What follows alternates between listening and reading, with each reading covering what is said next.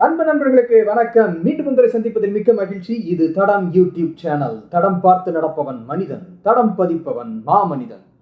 இன்னைக்கு நம்ம நாடு மொத்தம் அந்த நாட்டு மக்கள் எல்லாரும் நம்மளுடைய 77வது சுதந்திர தினத்தை ரொம்ப சிறப்பாக கொண்டாடிட்டு இருக்காங்க.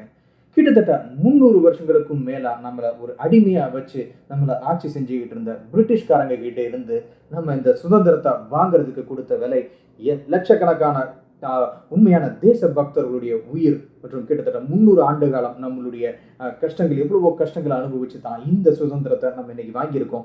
இந்த சுதந்திரத்தை நம்ம ஒவ்வொரு இந்தியனும் கண்டிப்பாக பெருமையா, ரொம்ப சந்தோஷமா, ரொம்ப சிறப்பா நம்ம வீட்டில் நடக்கிற ஒரு விசேஷம் மாதிரி கொண்டாடணும் அப்படிங்கிறது தான் உண்மை.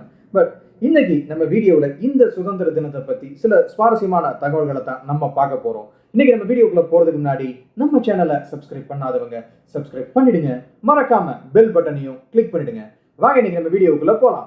ஆகஸ்ட் 15, 1947 இந்தியாவுடைய சுதந்திர தினம், இந்தியாவுக்கு சுதந்திரம் கிடைச்ச தினம் அப்படிங்கிறது நம்ம எல்லாத்துக்குமே தெரியும். பட் இதுல ரொம்ப சுவாரஸ்யமான விஷயம் என்ன அப்படின்னா, உண்மையிலேயே இந்தியாவுக்கு சுதந்திரம் கிடைக்கக்கூடிய நாளாக இருந்தது இந்த ஆகஸ்ட் 15 இல்ல. ஆமாங்க.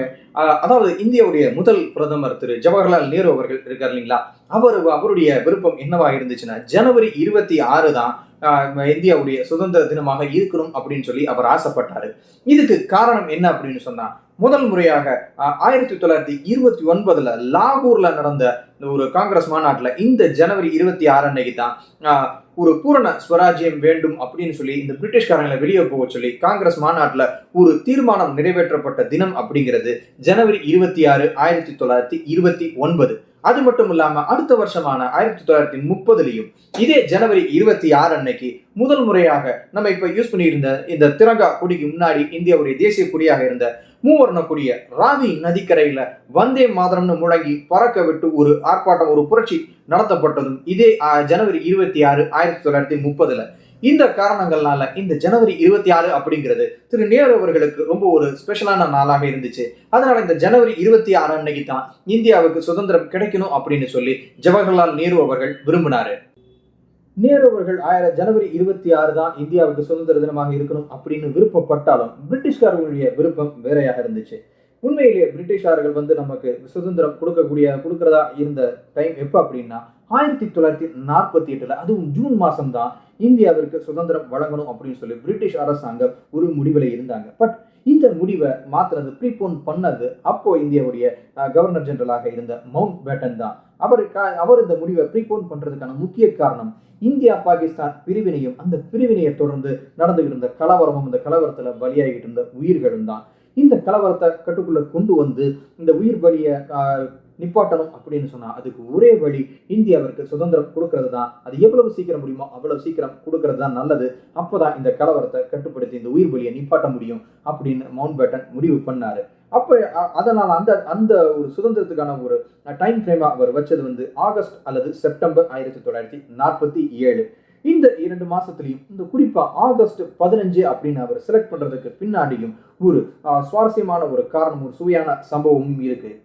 இந்தியாவிற்கு சுதந்திரம் கிடைக்கிறதுக்கு ஒரு முக்கியமான காரணம் அப்படிங்கிறது இந்த 2ஆம் உலகப் போர் அப்படிங்கிறது நம்ம எல்லாத்துக்குமே தெரியும். ஏன்னா இந்த 2ஆம் உலகப் போர்ல இங்கிலாந்து, இந்த பிரிட்டன் ஏற்பட்ட இந்த இழப்புகள், பிரிட்டன் அந்த 2ஆம் உலகப் போருக்கு அப்புறம் அவங்க இருந்த நிலைமை அப்படிங்கிறது இந்தியா மாதிரியான மிகப்பெரிய நாடுகளை தங்களுடைய காலனி ஆதிக்கத்தின் கீழே வச்சிருக்க முடியாதுங்கிறது தான் இந்தியாவுக்கு சுதந்திரம் கொடுக்கலாம் அப்படின்னு சொல்லி அவங்க தீர்மானிச்ச முக்கிய காரணம். இந்த 2ஆம் உலக போர்ல பிரிட்டன் படையினுடைய தெற்காசிய படைப்பிரிவுடைய தலைவராக இருந்தவர் தான் இந்தியாவுடைய கடைசி கவர்னர் ஜெனரல் மவுண்ட் பேட்டன் அவர்கள். இந்த 2ஆம் உலக போர்ல எல்லா நாடுகளும் அந்த போரை நிப்பாட்டி சரணடைஞ்சதுக்கு அப்புறம் தொடர்ந்து போர் செஞ்சுக்கிட்டு இருந்த ஒரு நாடு ஜப்பான். அந்த ஜப்பானும் ஒரு ஸ்டேஜ்ல யுத்தத்தை நிப்பாட்டிட்டு இந்த பிரிட்டன் படைகள்கிட்ட, அதாவது இந்த பிரிட்டன் படைகளுடைய தெற்காசிய படைப்பிரிவு தலைவராக இருந்த இந்த மவுண்ட் பேட்டன் கிட்ட சரணடைஞ்சதாக சொல்லப்படுற அந்த நாள் தான் இந்த ஆகஸ்ட் 15. இதனால இந்த நாள், இந்த குறிப்பான இந்த ஆகஸ்ட் 15 அப்படிங்கிறது மவுண்ட் பேட்டனுக்கு ரொம்பவே ஒரு ஸ்பெஷலான நாளாக இருந்துச்சு. அதனாலதான் தன்னுடைய உலக போர்ல தன்னுடைய ஒரு வெற்றியான ஜப்பான் சரண்டர் ஆனது மாதிரியே இங்க இந்தியாவுடைய இண்டிபெண்டன்ஸ் அப்படிங்கிறது, இந்தியாவுடைய சுதந்திரம் அப்படிங்கிறது தன்னுடைய இன்னொரு வெற்றியை குறிக்கட்டும் அப்படின்னு சொல்லி இந்த ஆகஸ்ட் 15 அன்னைக்கு இந்தியாவிற்கான சுதந்திர தினமாக மவுண்ட் பேட்டன் அனௌன்ஸ் பண்ணாரு. இந்தியா பாகிஸ்தான் பிரிவினைக்கு அப்புறம் தான் நமக்கு வந்து சுதந்திரம் கிடைச்சது அப்படிங்கிறது நம்ம எல்லாத்துக்குமே தெரியும். அந்த வகையில நமக்கு ஒரு நாள் முன்னாடி பாகிஸ்தான் அப்படிங்கிற ஒரு பகுதி தனியா இந்தியாவில இருந்து பிரிஞ்சு அது ஒரு தனி நாடாகி அதனுடைய சுதந்திர தினமாக ஆகஸ்ட் 14 கொண்டாடிக்கிட்டு இருக்காங்க அப்படிங்கிற நமக்கு எல்லாத்துக்கும் தெரியும். நம்ம இந்தியாவுடைய சுதந்திர தினமாக ஆகஸ்ட் 15 கொண்டாடிக்கிட்டு இருக்கோம் அப்படிங்கிறது நம்ம எல்லாத்துக்குமே தெரியும்.